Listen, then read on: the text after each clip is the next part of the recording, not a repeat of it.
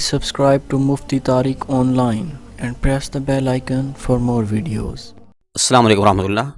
فرحان مقبول کراچی سے یہ بھی لکھتے ہیں کہ جنابت کی حالت میں یعنی کہ ناپاکی کی حالت میں غیر ضروری بال کاٹنا یا اسی طرح ناخن تراشنا یہ کیسا ہے؟ اس طرح کرنا جائز ہے یا نہیں؟ پلیز اس بارے میں شرعی حکم بیان کر دیں۔ بھائی نے بہت اچھا سوال پوچھا ہے۔ اس حوالے سے کافی سارے لوگ ٹینشن میں رہتے ہیں کہ آیا ایسا کرنا جائز ہے یا نہیں۔ تو دیکھیے، سب سے پہلے تو رسول اکرم صلی اللہ علیہ وآلہ وسلم کا فرمان اقدس سماعت کیجیے۔ حضور نبی رحمت صلی اللہ علیہ وآلہ وسلم نے فرمایا کہ جو زیر ناف بال نہ کاٹے، ناخن اور مونچھیں نہ تراشے، وہ ہم میں سے نہیں، یعنی کہ وہ ہماری سنت پر نہیں ہے، وہ ہمارے طریقہ پر نہیں ہے۔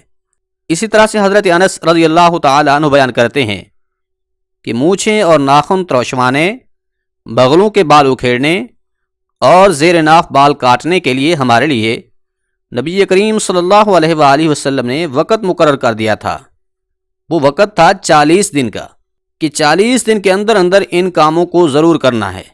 تو 40 دن کے اندر اندر زیر ناف بال کاٹنا، بغلوں کے بال اکھیڑنا، مونچھیں ترشوانا اور ناخن کاٹنا یہ ضروری ہیں۔ اگر 40 دن گزر گئے، کسی نے یہ کام نہ کیے تو وہ شخص گناہ گار ہوگا۔ ایسا کام کرنے والا حرام کا مرتکب ٹھہرے گا۔ اب رہا یہ مسئلہ کہ جنابت کی حالت میں، یعنی کہ میاں بیوی نے ہم بستری کی جس کی وجہ سے ان کے اوپر غسل فرض ہو گیا، یا پھر احتلام کی وجہ سے غسل واجب ہو گیا، تو اب ناپاکی کی حالت میں غیر ضروری بالوں کا صاف کرنا یا ناخن تراشنا یہ کیسا ہے؟ تو اس کے متعلق فقہاء کرام نے لکھا ہے کہ یہ عمل جو ہے مکروہ تنزیہ ہے، یعنی اس پر گناہ تو نہیں ہوگا مگر پسندیدہ فعل بھی نہیں ہے۔ اس لیے بہتر ہے کہ ناپاکی کی حالت میں غیر ضروری بال یا پھر ناخن نہ تراشیں، بلکہ پہلے طہارت حاصل کر لیں، اس کے بعد پھر اگر غیر ضروری بال کاٹنے ہیں یا ناخن تراشنے ہیں تو یہ ٹھیک ہے، کر سکتے ہیں۔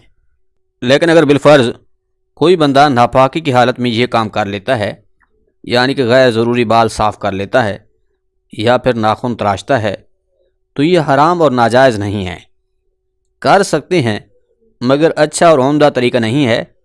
اچھا اور بہتر طریقہ یہی ہے کہ پاکی حاصل کر کے یہ کام کیے جائیں۔ امید ہے بات سمجھ آ گئی ہوگی۔